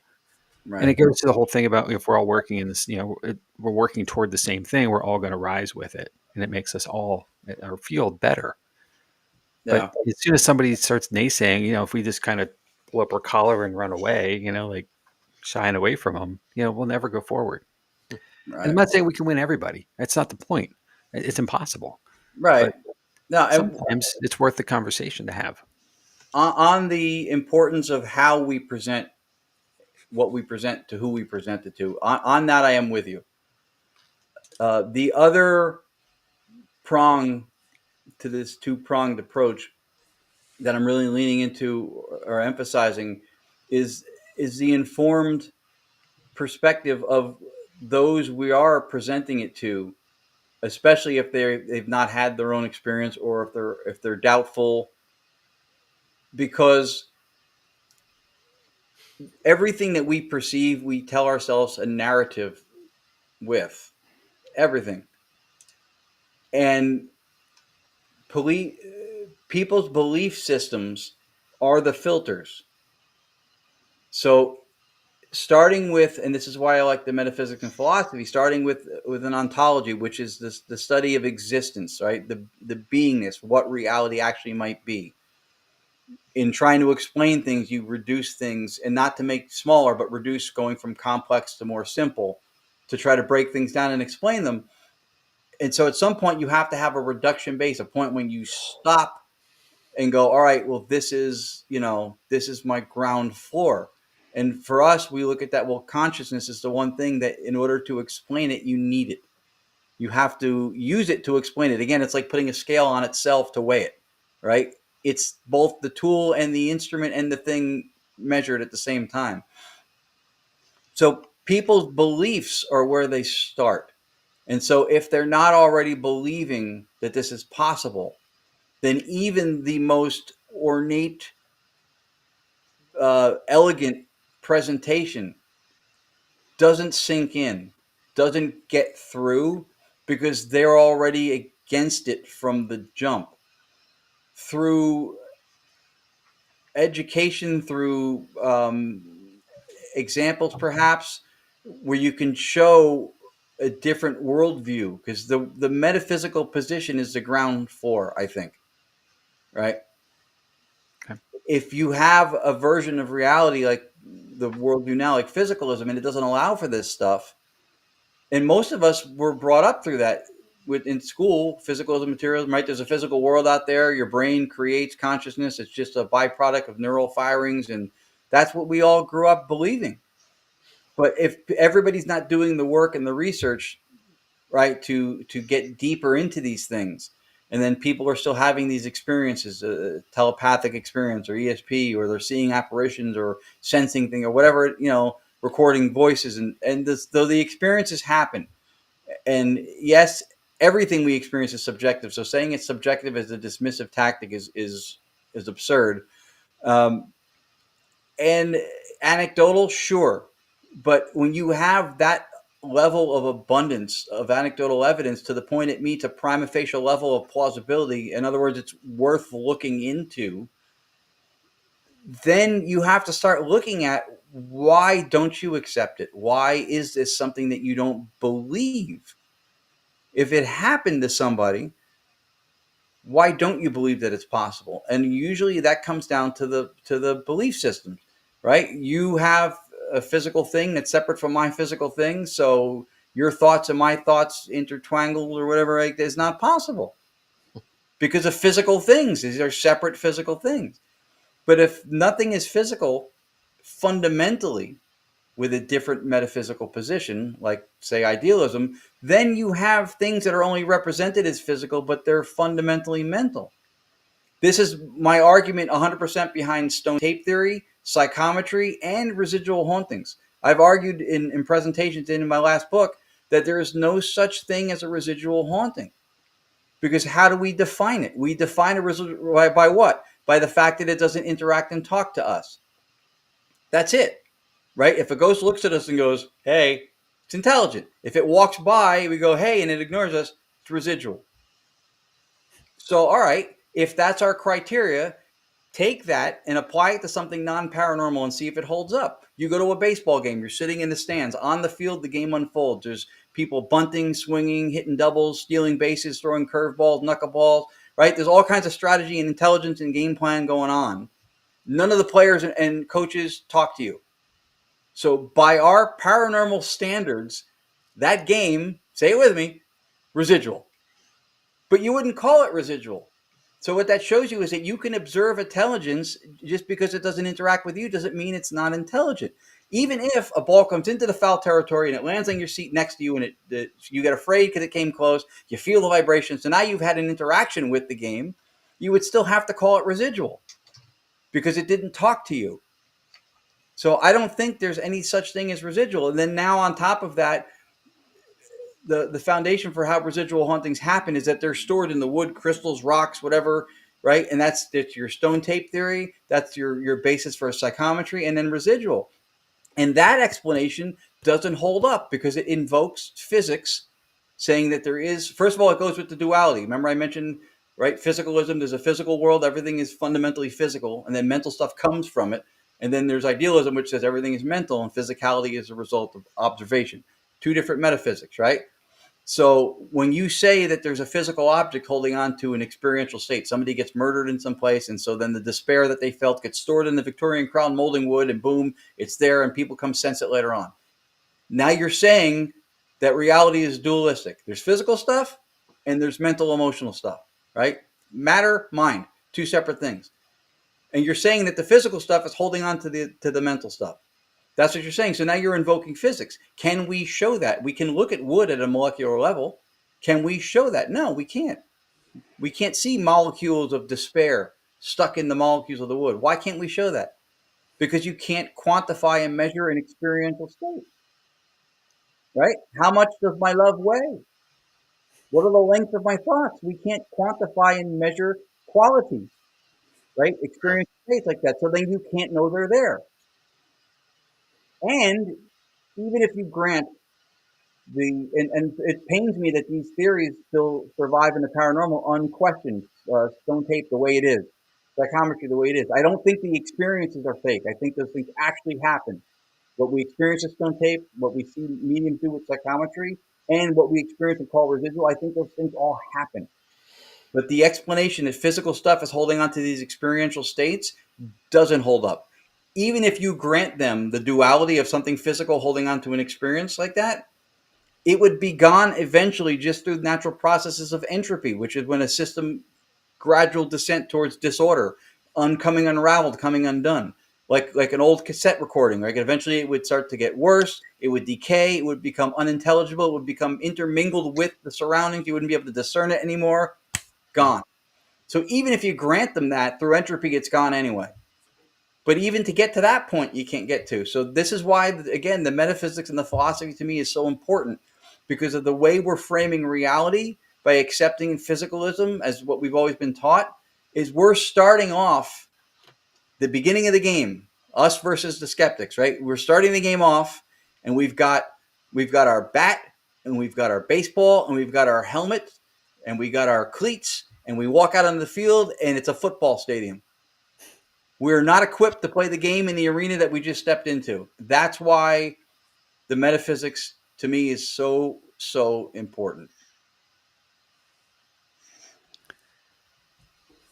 You just made me realize something too, that and this is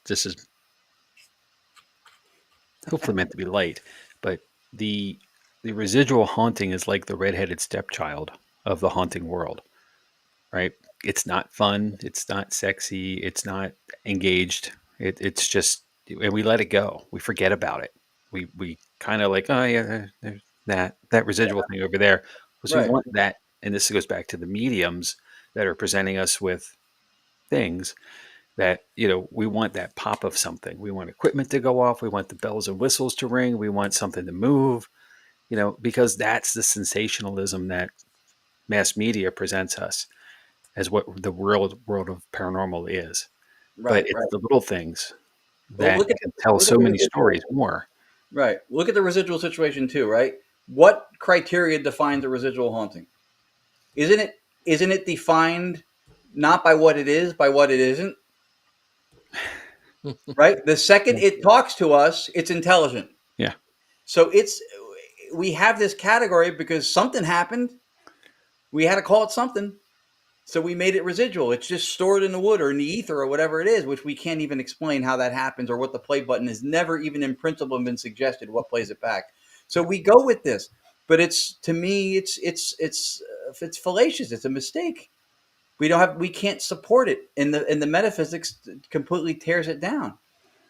So I think that's part of the problem, but I do think the experiences happen. I think that mediums do pick up on stuff. And if they touch something and then they get something from it, I don't think it's because of the wood storing the emotions.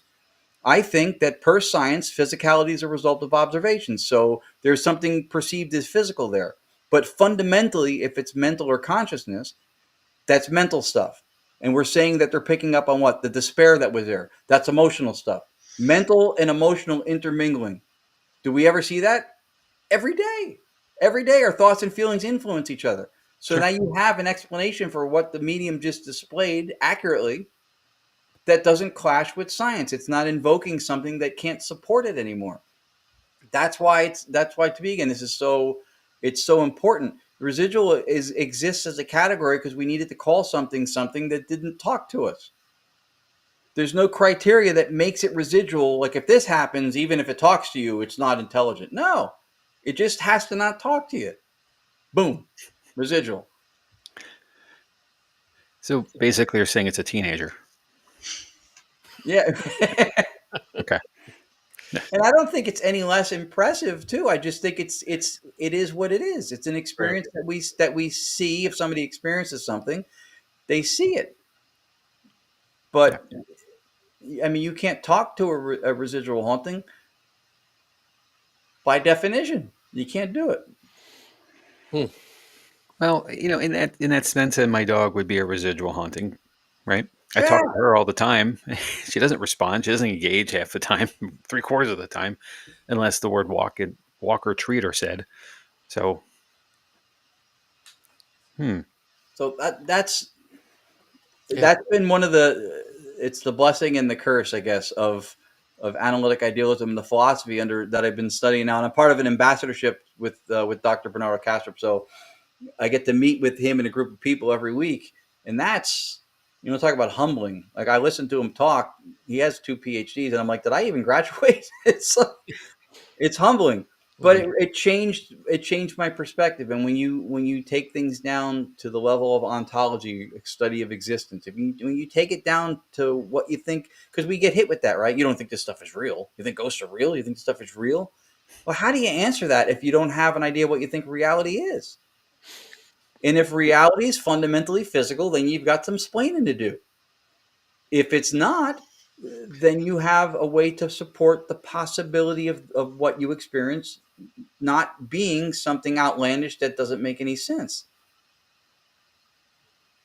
because you experienced it. So you have a more concrete way of explaining it. The physical proof part and having something like a vestige of what happened I get that. I don't think it's necessary. It's in philosophy what's called material chauvinism. It's you need something. But again, you go, I just saw an apparition walk by, and I go, well, I don't believe you. I don't believe they're real. Prove it. You go, I can't. I saw it, but it just happened, right? If I do that to something else, if you go, I'm hungry, and I go, well, I don't believe you. Show me. You can't.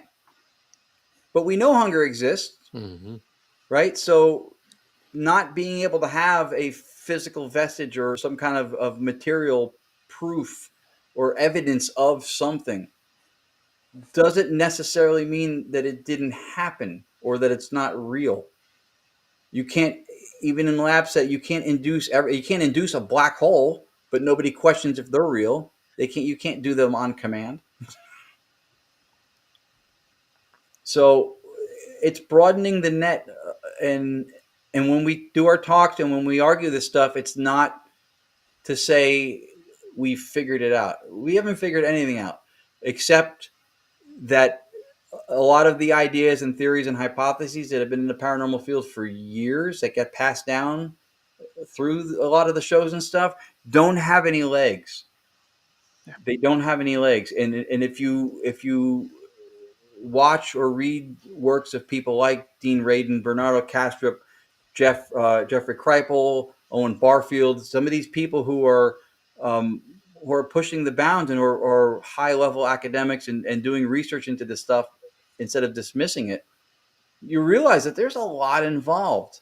And then you start taking a broader look at what's going on. And that metaphysics is not incense and candles and crystals. That's not what it is.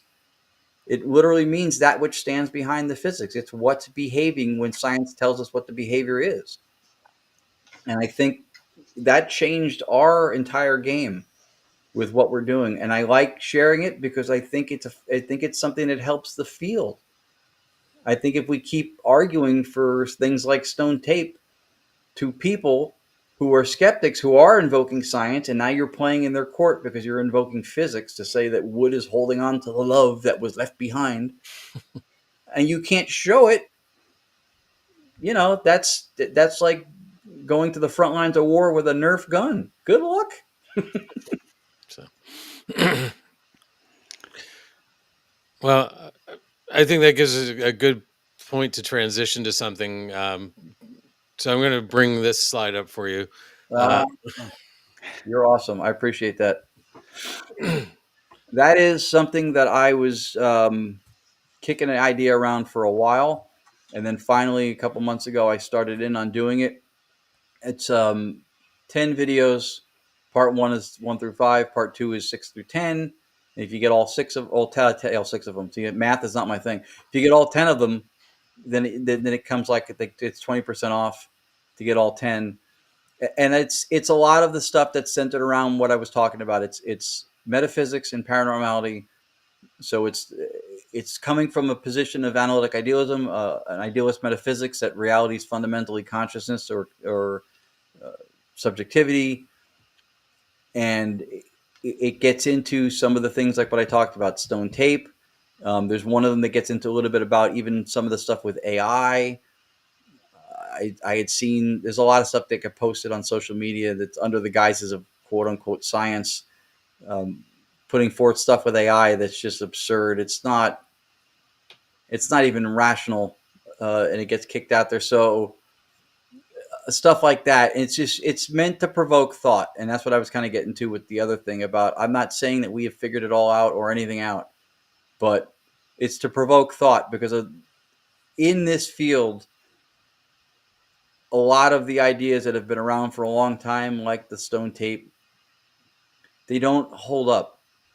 And if a chucklehead like me from New Jersey with some reading and research over a few years can figure that shit out, you bet your ass that the academics and the people working at a higher level than my pedigree can figure that out too. So we're not advancing the field anywhere if we're not willing to look at and re-examine the things that we think and the things that we believe. And that may, listen, moving forward, that may discard everything I think. And maybe all the stuff that I'm putting forth is wrong. But it makes more sense than a lot of those things that we've been holding on to for a long time. And so I made this available. I made it really affordable for the course. And to be honest, I know some people have free courses out there. This service that hosts it, Cartridge, does a really good job. It's not free, so I made it so that it was affordable for people to buy it, but at the same time, it helps cover the cost, so I'm not coming out of pocket every month to keep it there. And I do also feel like if sometimes people perceive something when it's free as you get what you pay for. Mm-hmm. And so I wanted there to be a value to it, but not like who does he think he is value. And I asked a lot of people before I released the course about pricing, and everybody's numbers that they thought something like this would be worth.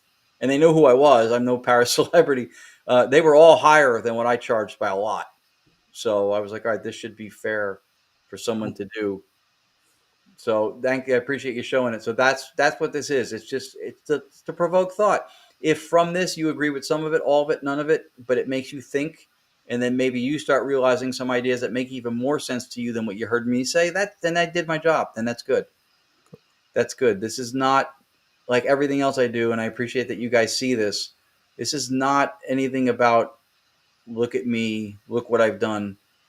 This is just about provoking thought and trying to put something back into the community that I hope I have a legacy that made some kind of a difference, that it wasn't just about me going around showing my wares, but that I actually got people to think and question things a little bit more.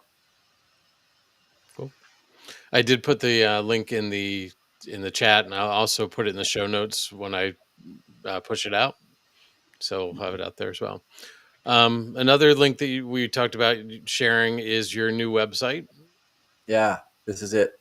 It's weird. I don't know why on my monitor did it before too. The Jott-Nyx thing in the very top looks off center there, but when I go to the website, it's not. So I don't know if it's monitor settings maybe individually. like if the magnification, when I connected different monitors, it'll say 125%, 100%. And if it's 125, it moved it to the left. But yeah, that's the new site. Krista Chesway was watching, came to some of our events recently, and he saw that we had not that long ago, you guys had seen a more tech looking, more futuristic with the logo and stuff. And he thought that a lot of the personal value and meaning to people, and a lot of the theme that we would invite for people to be focused and paying attention and really in the moment, is the seance. It's called the Digital Séance Experience. So this is per his recommendation. So when somebody that kind and that smart offers a suggestion, I always listen. So I literally redid the whole website and went with this whole Victorian themed digital seance look. And I'm really happy that I listened to him, because I like this so much better. Mm-hmm. And it leans into what we're trying to do. It does look good. So It's sleek, and it sets the expectation, what to expect. So if anybody goes to the Gagnac Paranormal site too, one of the tabs on the top, you see it says testimonials. The very first one before the rest of them, is like 5 or 6 there. The very first one is the retired police officer who was at the Jersey Expo a couple months ago. What he said to us. So and the one under that too, a woman who lost her son. We've gotten some really nice testimonials, and that's the most rewarding part of this. You get paid to go somewhere and do this, sure, that's cool. But that money comes and goes. It's not get rich money if we get paid to do an event. This lives forever on my website. And every time I look at it, I see what I was able to do for somebody who showed up with no expectations but hopes. So, do you have events on your website of things that are coming up, or is there a better place to find where you'll be? No, I'm glad you asked, because that was one of the things too. Our last website, the way I had it, was I felt like things were disjointed and there was a lot of extra pages. Everything is on this one page if you scroll it, except for the photos, media, testimonials, and then the blog. But the blog is just the main page where I have 4 academic essays that I've written on here, and those are accessible if you scroll down the homepage also. So it says event details, a third tab. If you hit that, it just drops you down the page. And then all those banner images, the pictures that we get when we're appearing somewhere, I'm trying to keep it updated. So they're all there in a little photo thing. You can just slide through them, hit the arrow, and it shows all the events in order from left to right.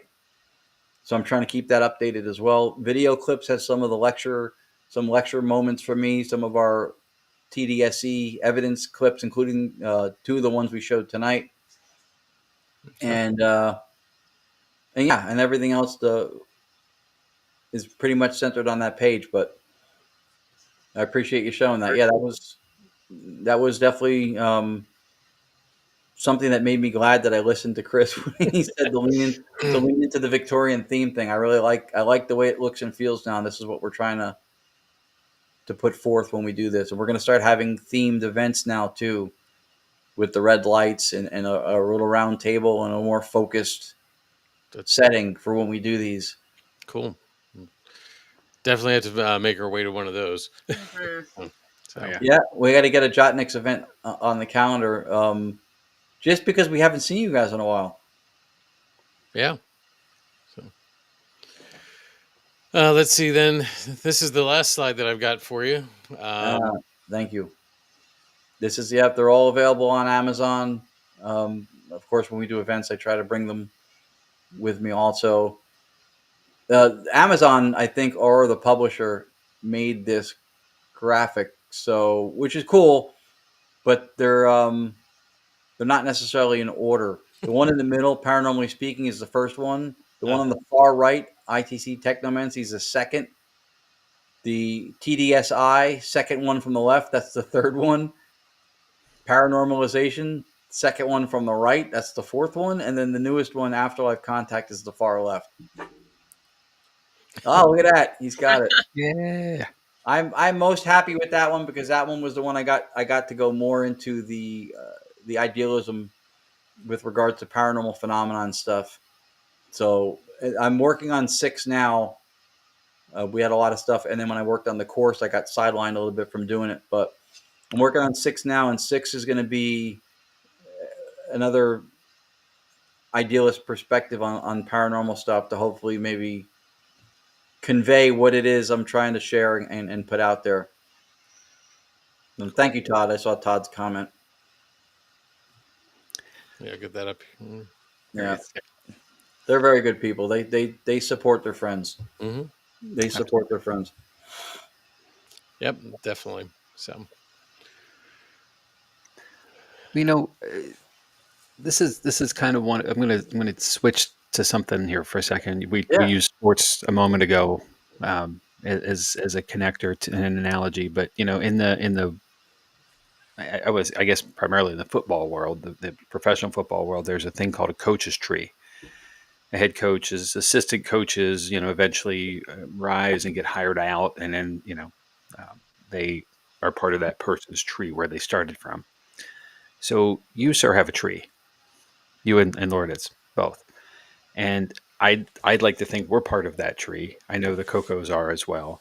There are many others, you know. So there is in the long game of the field, you know, a lot of people come, a lot of people go, but the steadies, you know, we all have those people that we have followed and learned from and engaged with, and been kind enough have been kind enough to us to embrace us and encourage us to continue and give us the reasons and the hope and the prospects and the way, the path to go forward in. And I will give you full credit for that, and Lourdes as well, all the time. And I've appreciated that all these years, and it's been many now. And you know, I know I'm not alone.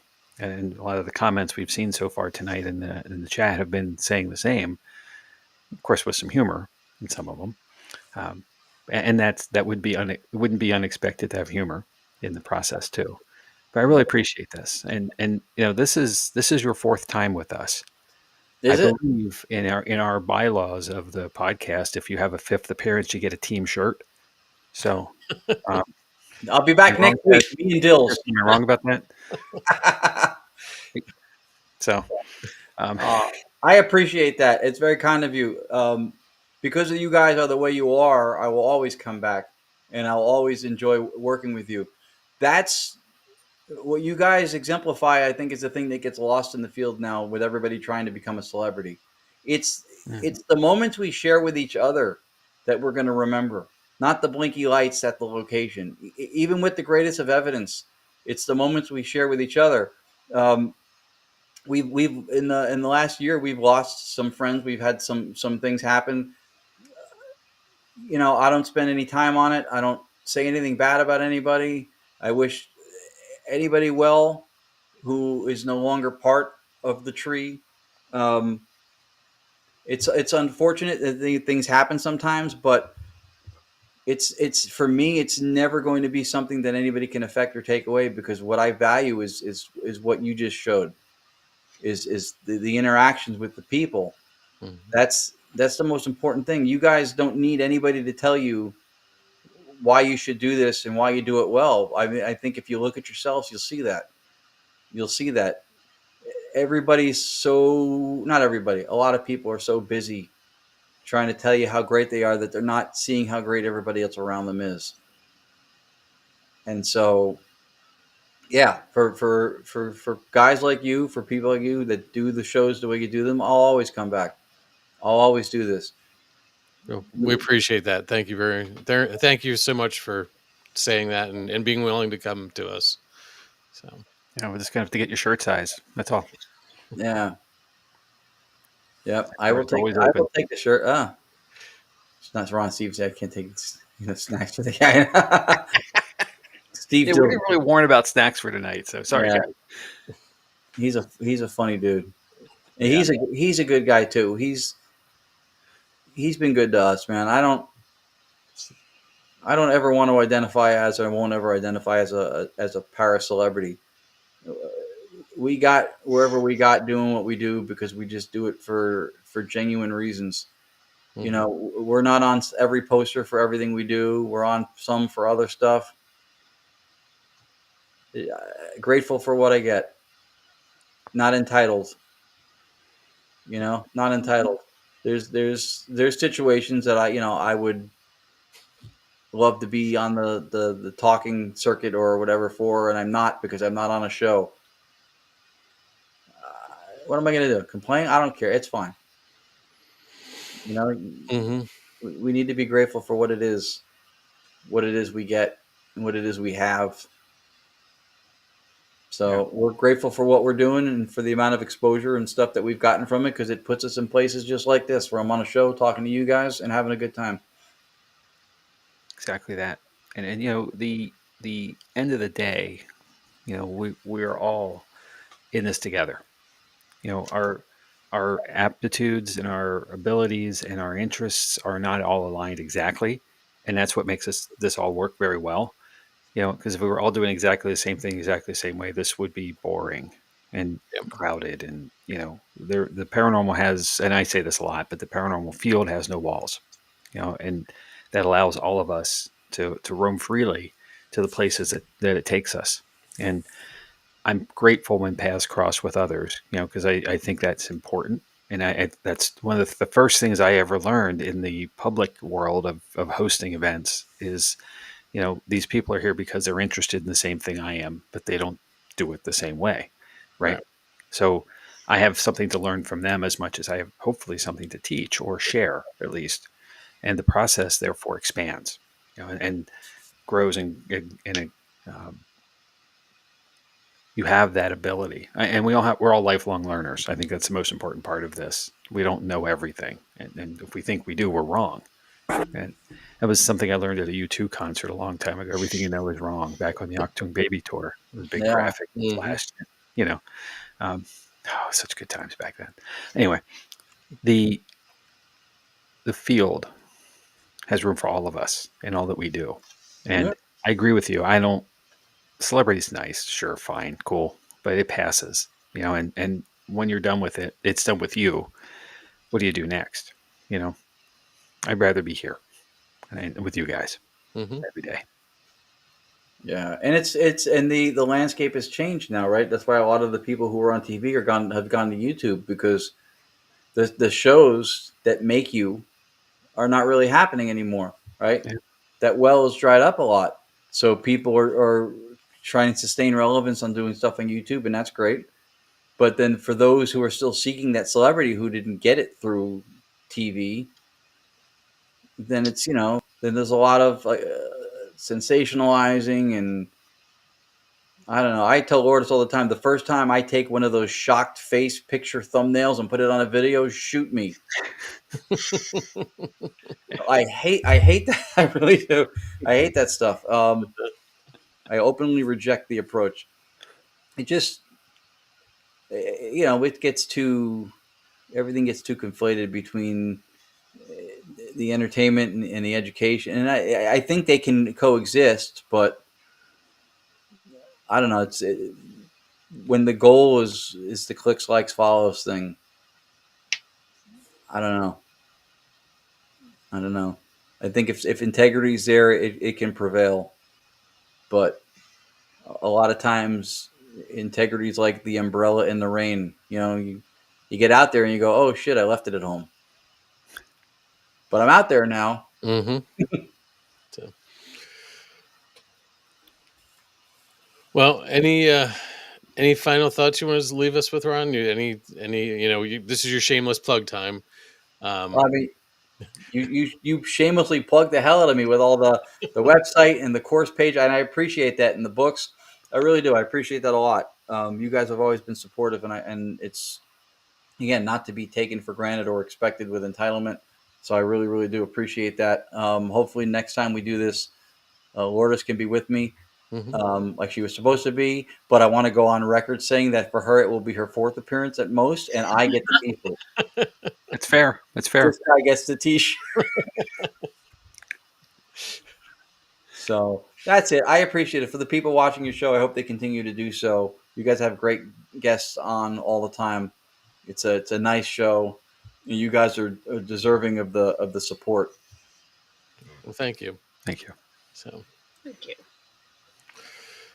all right. Well, if it's okay, we're gonna wrap things up. If you can hang out for a little bit, we'll see you on the other side. I will.